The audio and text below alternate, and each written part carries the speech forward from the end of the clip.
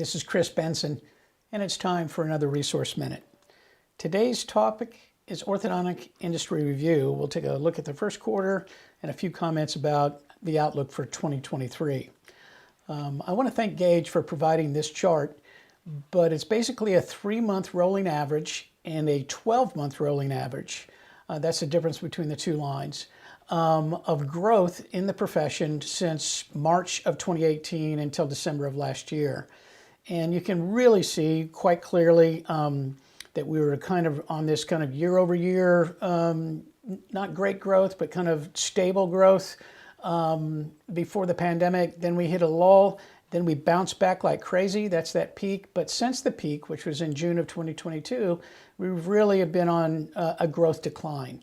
And so going into 23, I was pessimistic, I guess you would say, about how we would do, and this is the results.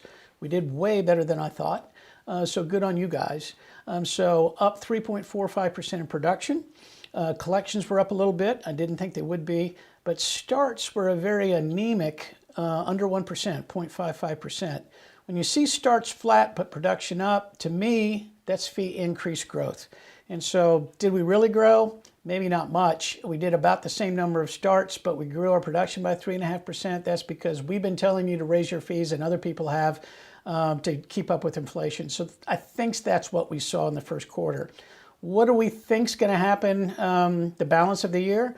I think growth will be challenged. I think the consumer will be challenged. So I think it's going to be hard to grow the next 2 quarters. Maybe things soften up if the Fed start raising interest rate and inflation is indeed, under control by the fourth quarter. And then get ready, because I think 24, 25, and 26 are going to be super growth years for orthodontics.